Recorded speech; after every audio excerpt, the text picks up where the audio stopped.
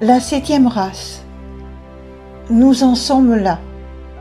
La septième race racine proviendra de la septième sous-race de la sixième race racine sur le futur continent sur lequel la sixième race racine vivra et qui proviendra de l'océan Pacifique. Le continent qu'ils habiteront est appelé ésotériquement Pushkara. Le nouvel humain, selon Edgar Cayce, dans Le destin de l'homme, aventure mystérieuse, la nouvelle ère, ce sera une société coopérative de coordination, calquée en quelque sorte sur nos coopérations de consommateurs ou de producteurs.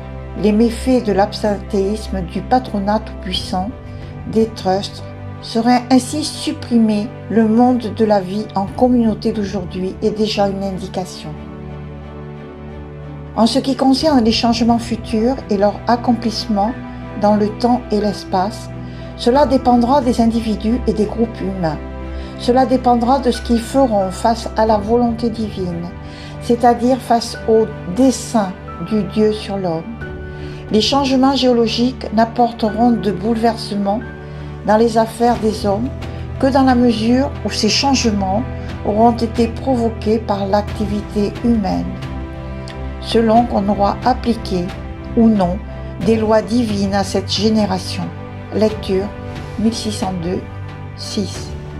Ceux qui sont plus proches des royaumes spirituels gardent plus facilement souvenir de leurs visions et de leurs rêves. Lecture 5754, 3. Il est possible qu'il y ait beaucoup de remue-ménage apportés par les bouleversements progressifs qui viennent. Ce sont ces périodes d'activité du cycle solaire, c'est-à-dire ces années où le passage du Soleil à travers différentes sphères deviendra un tournant essentiel du changement entre l'âge du Poisson et l'âge du Verseau. C'est une évolution progressive, non pas cataclysmique, dans l'expérience de la Terre. Lecture 1602, 3. Selon Crayon, la synchronicité est toujours active et dynamique en fonction de la fréquence avec laquelle vous portez attention aux potentiels qui vous sont offerts. Vous ferez toujours des rencontres, de belles choses peuvent toujours arriver. La synchronicité est une énergie de bienveillance conçue pour vous venir en aide, en profiterez-vous. La nature humaine est sur le point de changer. Ça sera une première dans l'histoire de l'humanité. La nature humaine se renouvellera entièrement. La notion de transformation à venir est donc difficile à admettre pour des esprits tournés vers la science, puisque rien encore ne démontre ce que nous appelons le grand changement. La nature humaine renoue encore et encore avec sa peur et son instinct de survie. Selon Crayon, des nouveaux attributs vont apparaître. Le premier attribut est la relation de l'humain avec Dieu ou la source créatrice de toutes choses. Le deuxième attribut est la conscience de soi. Qui êtes-vous? Quel est le sens de votre vie? À mesure que vous vous rapprochez de l'esprit, ce que vous appelez le soi changera. Vous aurez moins de peur, serez plus calme et plus serein en toutes circonstances. Vous deviendrez meilleur. Votre colère s'apaisera graduellement et vous aurez de moins en moins de raisons d'être contrarié. Serez plus équilibré. Le jugement fera place à la compassion du point de vue de Dieu, car il n'y a rien à pardonner. Vous êtes magnifique aux yeux du Créateur, car Dieu n'est pas un prolongement de la nature humaine. Vous n'êtes pas venu sur terre pour souffrir. Votre âme est éternelle. Elle appartient et appartiendra toujours à Dieu ou à la source. Toujours l'amour est la source, la seule et unique source. Ressentez-vous le changement qui se produit et qui vous éloigne de la colère, de la haine et de la frustration. Le troisième attribut est le changement qui s'opérera au sein de la compassion humaine. La compassion s'exercera sur le plan de la collectivité. Des gens chercheront des solutions, une conscience plus bienveillante. Le nouvel humain qui examine un problème sous l'angle de la compassion et sort des sentiers battus pour le résoudre, pour composer avec son opposition et les désamorcer. Le quatrième attribut, l'intégration du changement. Que ressent le nouvel humain dans cette nouvelle énergie? Le nouvel humain entame son évolution. Savez-vous que pour la première fois dans l'histoire, l'être humain déclarera la guerre non pas à un autre pays ou à une autre culture, mais au mal. Ce mal qui représente un groupe à la conscience sous-développée, qui n'a ni frontières ni langue commune, un groupe qui obéit à des principes archaïques et dont l'existence dépend de la terreur qui suscite. La lumière se répandra davantage sur la planète. Le nouvel humain aura la sagesse nécessaire à l'éclosion de cette lumière.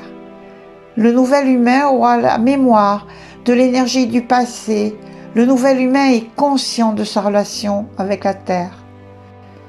Conscience et compassion et éveil seront les autres attributs qui se fondront pour former un nouvel humain. Le nouvel humain entame son éveil sur la planète. Vos enfants auront des attributs que vous ne possédez pas. Le nouvel humain, édition Ariane, tome 12, Les Caroles.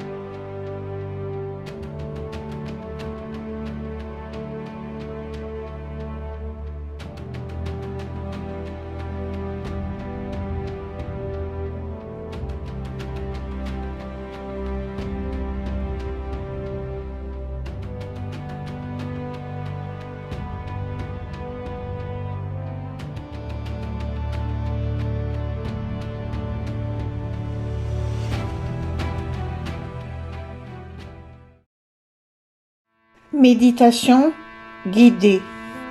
La cellule maîtresse. Tout doucement, glissez-vous dans l'inspire et l'expire. Un profond inspire et un profond expire. Concentrez-vous sur votre inspire et votre expire. À chaque inspiration, l'énergie vitale s'introduit à l'intérieur de vous. À chaque expire, vous libérez tout ce qui est indésirable. Rentrez dans les énergies de la transformation. Émanez l'amour, vibrez l'amour. Et maintenant, visualisez en face de vous votre cellule maîtresse.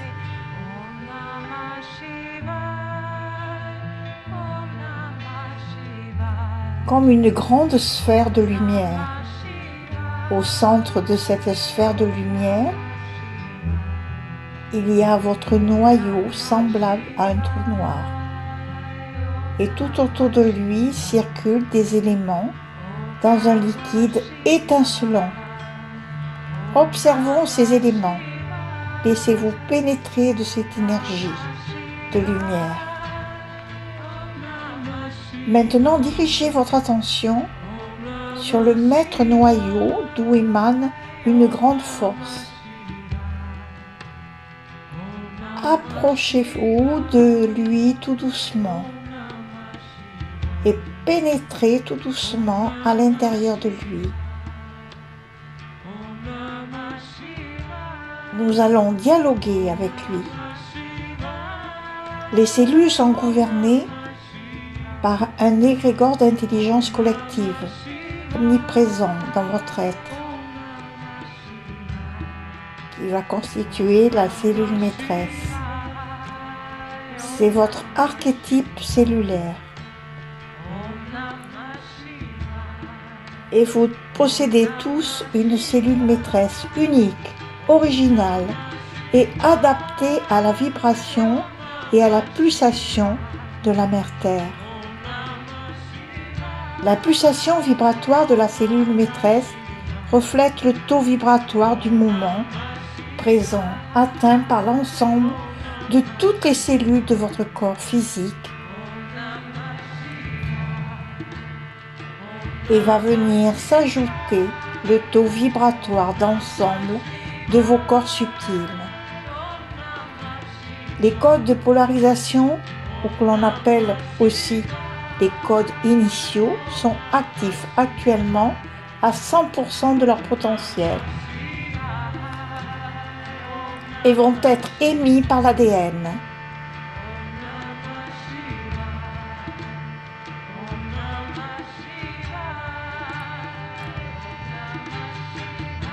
Ou acide désoxyribonucléique, constituant essentiellement des chromosomes du noyau cellulaire.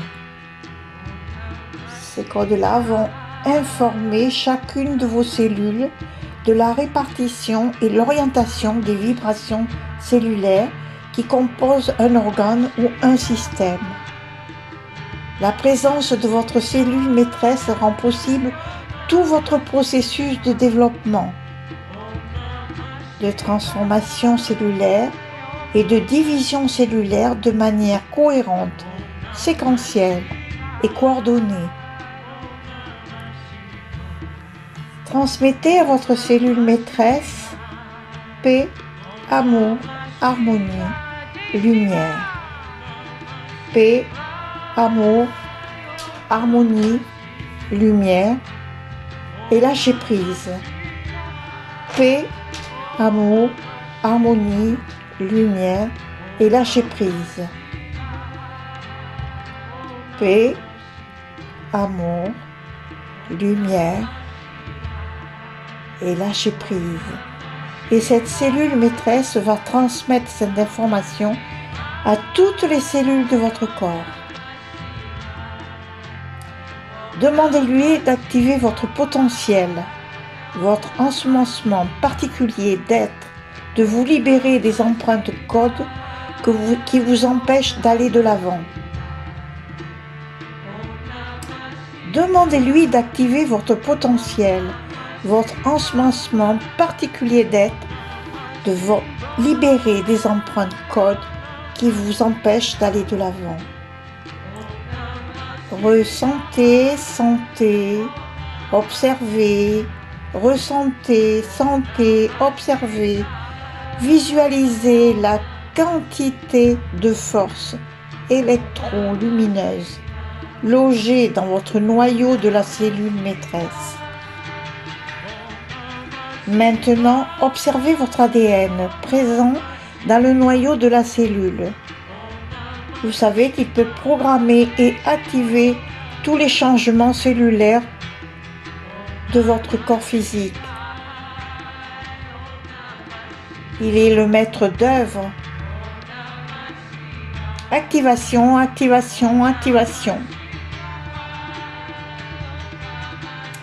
Puis, tout doucement,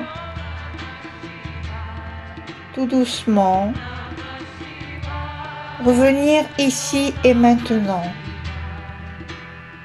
Ici et maintenant.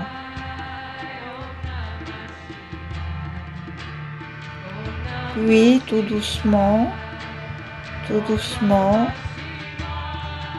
Vous sortez de la méditation, revenir ici et maintenant, ici et maintenant. Cette méditation est tirée de l'ouvrage Encyclopédie des champs magnétiques, Aura Chakra, Médecine quantique, Françoise Avril.